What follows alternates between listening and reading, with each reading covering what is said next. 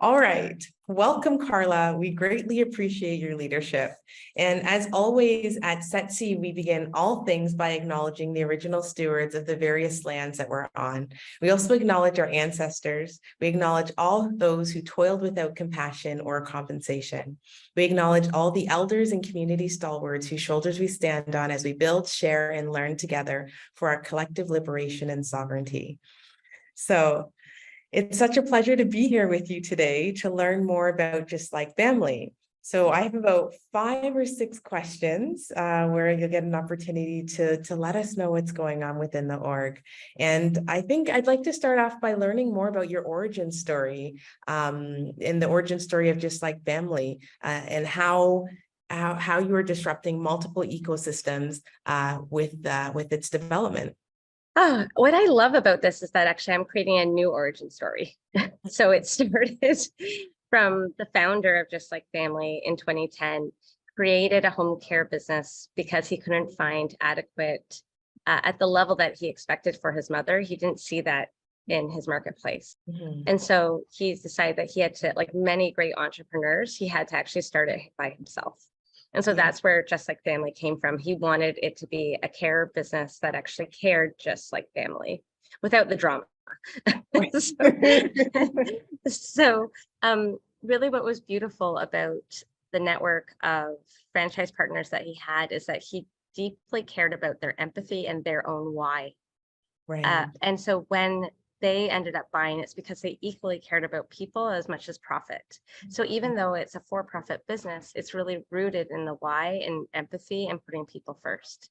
In fact, he had many other private equity firms reach out to him. I mean, home care is a hot business. So lots of other people wanted to buy it, but he said no. He actually looked at, I need someone who has the same values as I have. So the way that we found out about Just Like Family and why we were able to create our own origin story from this is that one of a United Church, Broadview United Church, bought the Victoria franchise location back in 2020 at this point. Okay. And when they did that, they grew it at such a level because they had the social capital. They also had put people first. And they did such a success story and became one of the top 3 franchise partners so quickly that the founder said, wow, this is owned by a church that's values aligned. This is actually grown in this way. They have grit. They've actually shown me that social capital is really powerful and important. And so he reached out to us and said, would you buy the whole thing? So a little church said, no, we can't, but I'm going to reach out to someone who knows a little bit about impact investing. And they reached out to me, who had been at the time the director of innovation. I reached out to 187 charities to consider to buy this. Oh, wow. Yeah, so it's kind of like Babe Ruth, like you don't talk about your strikeouts. Like I don't talk about the 187. So I don't talk about the 184 who said no to me. I talk about the 3 who said yes. Yeah. And so we ended up buying this with over 50% owned by charities. And when you take this model, it's the first social acquisition of a coalition of charities. Like individual charities have purchased before. Never together. Doing things together is so much more difficult at the get-go, but you get to go so much further in the long run. And so when we did this, we acquired it last May, May 1st, 2022. So coming up to our 1-year anniversary. And they said everything has to be different. Carly, you don't have to do it all at once, but you can't go into anything with existing assumptions. So when we do a theory of change, you would list your assumptions, and we have. And so every time the answer to us is, oh, it's always been done that way. Like in franchising, oh, this is how you do franchise development. This is how you onboard franchises. This is how you select them. This is how you treat them. All of that's based on existing assumptions. And we basically have decided to throw that all out the window and put people first. So can you articulate the Just Like Family mission in vision? Yeah, so our vision really is to rethink aging. And we think that by changing the narrative around aging and to rethink aging, that does have a ripple effect. Of course, you have to rethink care because they're Mhm. hand in hand. But really, that's obvious to us in the care business. But so rethink aging, or changing the narrative around aging, is really the goal. And we find that there's so many organizations and people who that's what they care about. And how do we do that? Well, it's really putting people first every step of the way. It's not Right. just our clients, it's their families as well. We've completely reshifted from having a target market, like every for-profit has a target market. We do Right. a stakeholder analysis. We don't treat anything as, black or white. It's literally like an Yeah. individual. No, it's everyone. What's the community? Who are the partners? Who else is part of the care team? Who does this impact? We actually know that the primary caregiver, as part of a family, 30% of them actually have reduced health while caring for someone. Oh, wow. So this doesn't just impact someone aging in place, this impacts Mhm. their entire family. Yeah, absolutely. So how important are social acquisitions and social innovation in these times that we live in? The times that we live in, things aren't working, and everyone finally knows that. I think some of the studies have shown that like 65% of Canadians are dissatisfied with the existing political and economic systems. Mhm. That's basically a rebellion. So Right. it's not working, and capitalism in the way of being a win-lose is not working. It needs to be shifted. And so social acquisitions, well, social innovations is just any sort of change. What's Mhm. really phenomenal about a social acquisition is that the change happens at an even more rapid pace. So Mhm. instead of starting grassroots and taking, 5, 10, 20 years to hit your expectations, with Mhm. us, we acquired this business, and within 3 months, it grew by 20%. Oh, amazing. Right. So, Yeah. wow, to already be at such a bigger level. So we Uh, started last year, we had 29 partners. We now have 36. Oh my goodness. So Great. by the end of this year, we'll be just under 50. Mhm. Next year, we'll probably double in size again. And so you're just thinking, like, if we had started from the grassroots, because just like families started in 2010, Mhm. think about how long it took for their first franchise, which was 2018. Yes. But because we bought it in 2022, we can keep on going, but it's just exponential on a Mhm. base.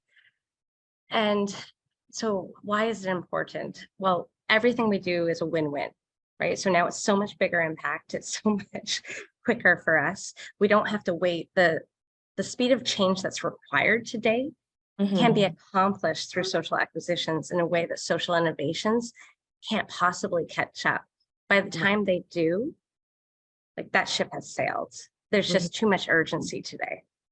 Absolutely. So what inspires you most about the current model at Just Like Family? Oh no, that's a tough one. There's so many things to choose from.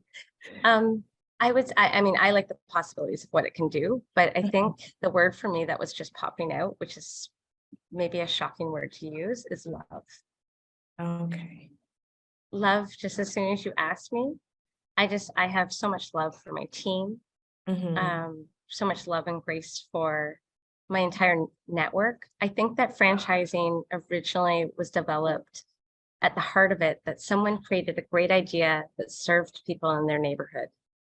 And Right. then what ended up happening is they were like, well, imagine if this great thing I've created, be it a cafe, it doesn't matter what it is, like Mhm. McDonald's, like it doesn't matter. Whatever was great in their neighborhood, like McDonald's is one of the best first time employers and has like raised up so many people, right? So Mhm. it started with like, and imagine if this was everywhere and Mhm. more places in this way. But I think that over time, it became how do we use other people's money to grow? I think that me learning about franchising and realizing like that's not who we are. We're Mhm. actually going to go to the roots of why franchise even started, about people first. And my team, when we onboard them, we always say to them, your job's the best because every day, every interaction you have with any of our franchisees, you're helping their dream Mhm. grow. You're Right. helping, like every interaction is making their dream bigger Mhm. and making their impact in their neighborhood bigger. And we actually train new franchise partners and say, it's unethical to not talk about this. It's immoral not to tell people about just like family home care, because you make a difference in people's lives. Right. So everything I just said, I think comes to love, because I see my franchise partners grow. I see my team really, they glow when they've done something in an interaction where they've seen the change. Yes. Oh, that's fantastic. So what are some of the challenges or barriers that you face in your work at Just Like Family, and how do you and your team work to overcome them? Well, there's lots. We're always learning.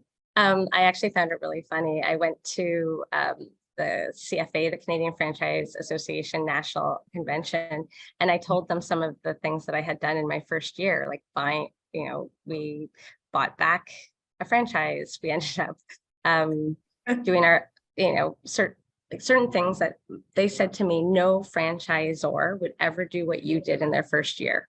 Uh-huh. And so I think the challenge is continuing to stay brave. Mm-hmm. And I look back at the things that I didn't know a year ago and I laugh. I'm like, should I have even, done it? Where we are is fantastic. So 100%. But what I didn't know a year ago is frightening.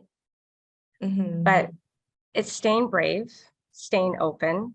I think that they're in the franchise system, people are very collaborative and they share a lot of information. It's quite nice. It's beautiful, actually. But in the larger for-profit ecosystem, people don't know how to partner, specifically in healthcare.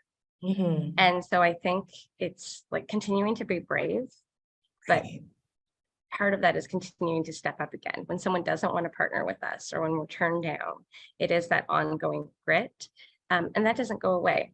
And it's really tough when you've done this for all the right reasons. Like we acquired this in the right way, and all the decisions that we make are because we think that that's the right way to do it, not because it's the easy way. And yeah, there are easier ways to do it, but we've just decided to stay brave and to keep picking ourselves back up. I really like that.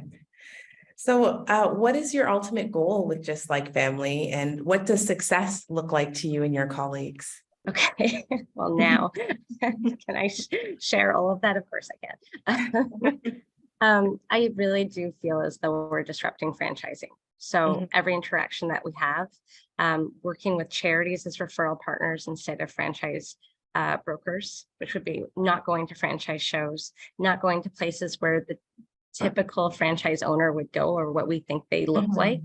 That's not what we want our franchise partners to be. So disrupting all of that, disrupting home care, just raising the bar of what quality looks like, and continuing to talk about that. We know that our competitors pay about 20-25% less per hour than we do to our caregivers. Oh. And just how do we raise the bar in every single place? So talking loudly, letting people know that there is an alternative. I'm excited about other charities knowing about social acquisitions and buying something themselves. And if I'm going to be honest, what I'm really excited is about our next social acquisition. So this to me is all the learnings that we have is the tip of the iceberg. There are other franchise systems, other businesses out there that we're now prepared for, much better prepared for. And I think that this is going to be the trailblazing way, and it's going to become normalized over the next 5 to 10 years. And I hope our example actually helps others to become brave with us, because I don't want to do this alone. That's why we're a franchise network. Yes. So is Just Like Family planning to expand internationally or just remain? Yes. Yeah, no, so we still have a couple quite a few territories still in Eastern Canada, Ontario, and then we're going to be entering the States in 2024. Very excited, actually. Our first employee is starting in May in Florida to begin our navigation of the American system for franchising and home care specifically. Yeah, so coming soon to the US. And of course, we'll keep on looking to grow. I think what we offer, I do believe from what we've seen, is we're going to be the first home care business to actually differentiate based on prestige, on premium and high quality. We haven't seen anyone differentiate right now. And we have all of the building blocks to be the preeminent home care business in North America, at least. Oh, great. So are there any franchise owners, regions, or JLF initiatives that you're excited or that are exciting you that you'd like to share with us? Yeah, so I guess there's two big things that, I mean, beyond all the expansion and the normal franchising things, even though I don't think we're so normal, we are able to look at things really differently. So we are looking to expand into rural. So what does it look like? All of our best practices, all of the IT and back end and marketing processes, all of our due diligence and HR pieces. Could we actually do a matching program in a rural context, but not looking like the existing franchise system? So is it more of a licensing piece? So we're already building partners into rural to investigate this, to do our first pilot. We're speaking with our lawyers to set it up and structure it. But of course, just imagine having a home care business at this type of level in Halliburton, in Temiskaming, in places that maybe you don't know. The other thing that we're really excited about is some of the adjacencies of this work, because we have large infrastructure and we are for profit. So we are making money. What becomes exciting is how do we use that? So not only do our charities get their dividends that then have ripple effects in terms of mission, but how do we do our marketing?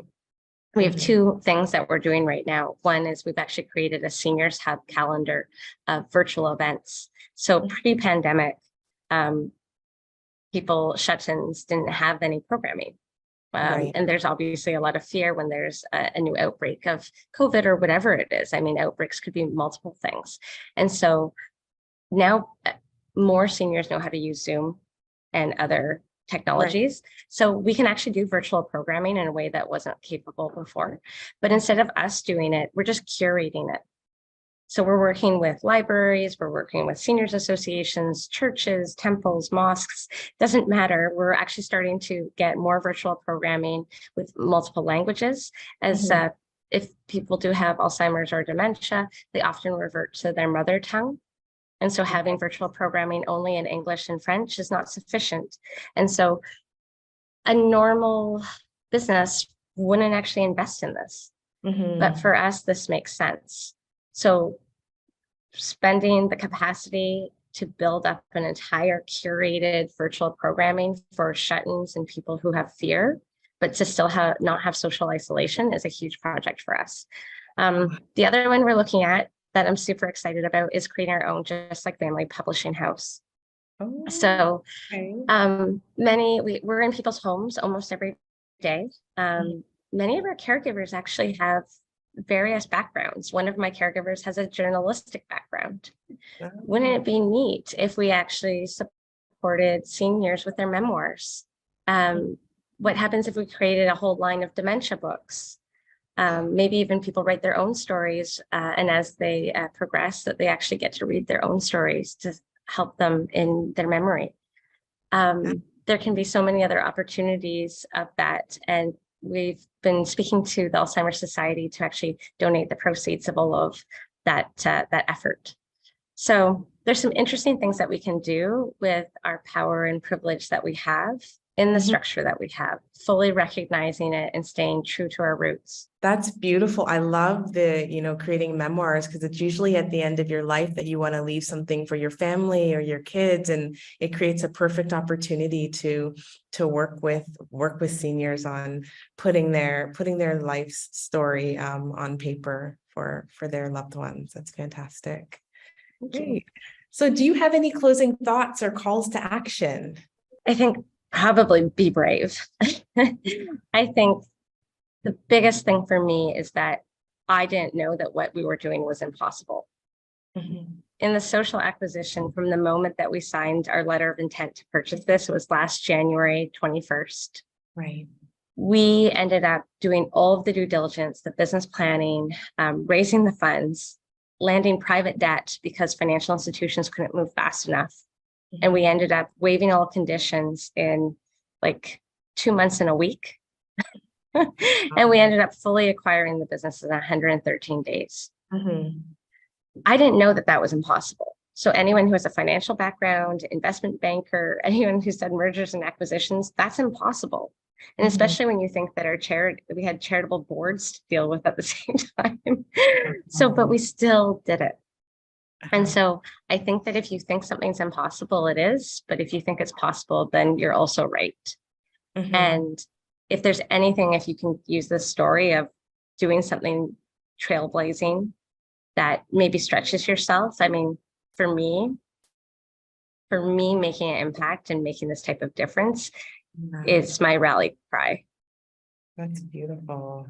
Yes, we so appreciate your time and remarkable leadership, Carla. As we close, and I guess we'll close the way we began this interview by acknowledging the original stewards of the various lands that we're on. And we'll also acknowledge our ancestors. We acknowledge all of those who toiled without compassion or compensation. We acknowledge all the elders and community stalwarts whose shoulders we stand on as we build, share, and learn together for our collective liberation and sovereignty. So stay brave, and thank you very much. Thank you. Always a pleasure. Yes.